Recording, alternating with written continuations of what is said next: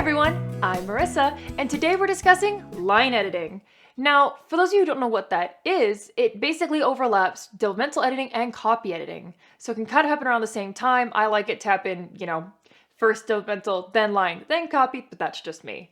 So when you do line editing, as it suggests, you're taking it line by line to upgrade the prose as you keep the craft in mind. This is so that way, you're not gonna focus on basically what copy editing is. You're not going to focus on the grammar or, the commas or whatever have you. You're going to focus on the more stylistic stuff. How is it said? The tone of it. Of course, you're always looking for things to be consistent. It's stuff like that. Now, you might be wondering, what's the difference between developmental editing and line editing?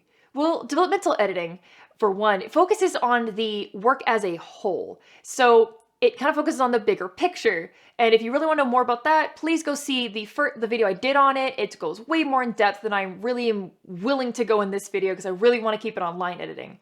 So line editing focuses on the writing as a whole. So that way everything flows well as a scene, a paragraph, and a sentence. So everything matches, like the voice, the style, and the techniques. Now at this point in the video, you might be wondering, why line edit at all?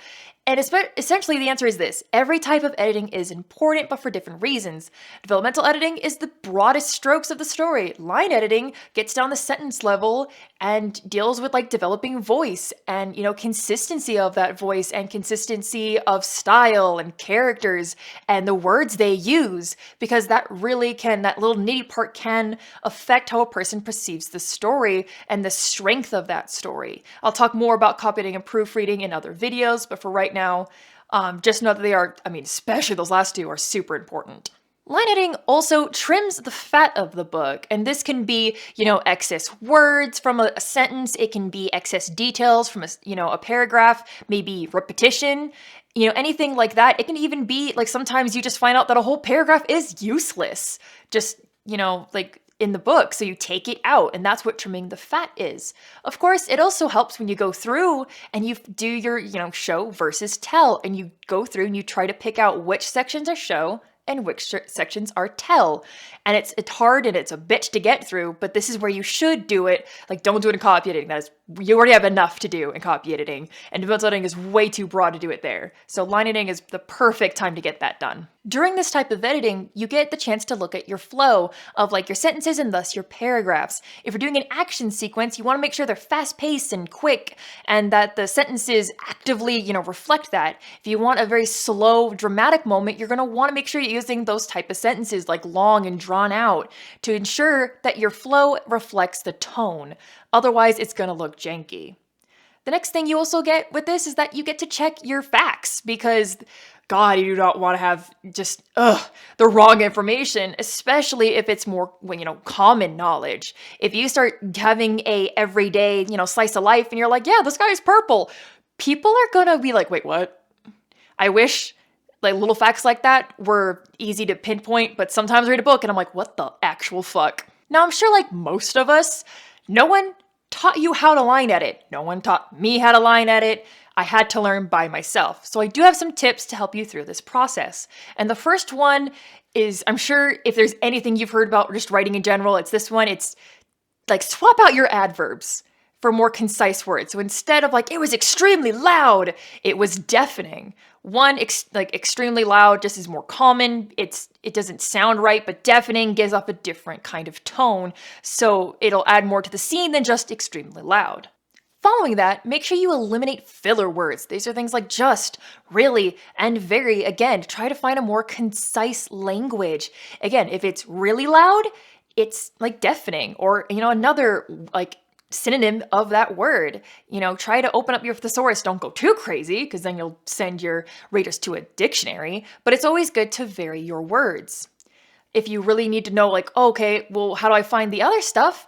Read your book or your short story, whatever you have, out loud. If it starts to sound boring or stilted, that's how you know that it needs to be fixed. Sometimes I read it out loud and I go, wow, I can take this, really long paragraph and shorten it down to something really small and be a lot more concise, and it'll make it a lot more impactful.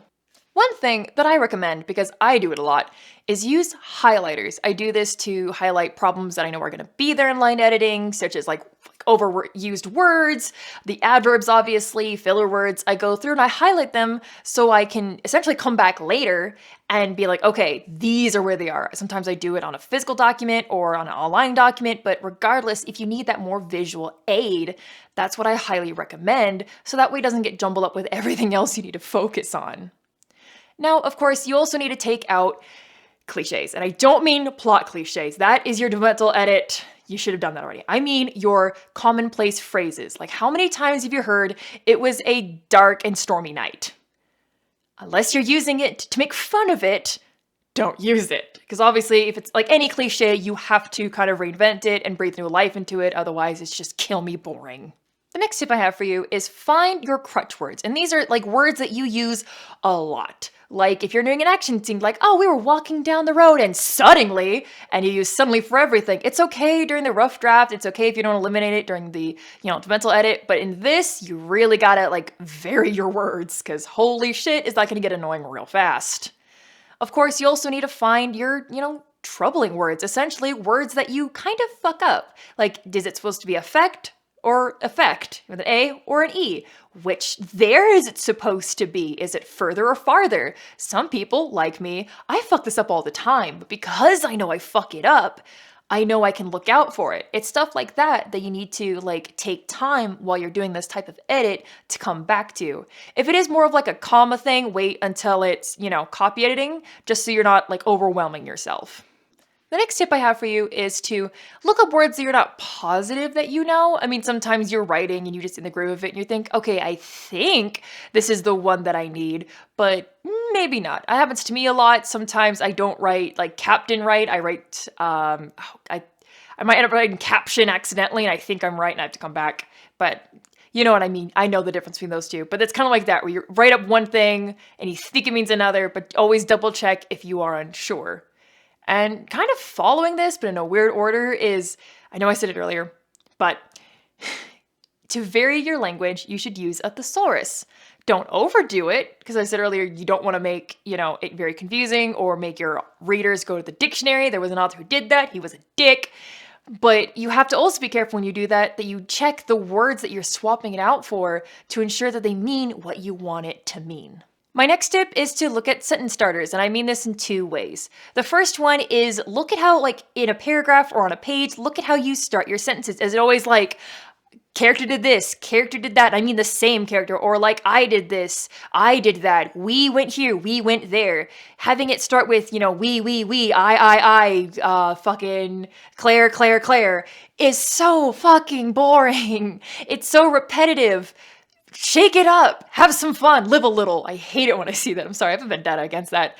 Unless you are making a stylistic point, and be very careful if you do, make sure you vary it up so that way it's not repetitious. The second way I mean that is sometimes when you're writing, you end up repeating yourself in the sentence. You start saying the sun was up, and then, the rest of the sentence, and then you end it with because the sun was up. Obviously, we don't need that twice. So you can, kind of trim the fat in that way where you take out the beginning or the end bit and you keep it to just mentioning it once. The last tip I have for you, and this is for every bit of editing, don't over edit. In this particular instance, you might edit out your own voice and make it too clinical and stagnant and boring. So you have to be really, really careful that you don't do that. But that, again, at every level, you have to be really careful that you don't over edit yourself. And, that's all I have for you guys today. And tell me down in the comments below if, basically, were you trained in line editing? Because I'm curious to see the amount of people that actually knew it, either from a class or a teacher. But if you had to seek it out, tell me also in the comments. I want to kind of maybe I'll make a poll. If there's a poll down there, answer it. But you can also tell me on Twitter at writing_addicts or on Facebook at facebook.com/writingaddicts. You can also maybe send me something on Instagram. Get creative at writing.addicts. And of course, please hit that subscribe button, the like button, the notification bell so YouTube actually tells me when, we upload. And I will see you next time. Bye, lovelies!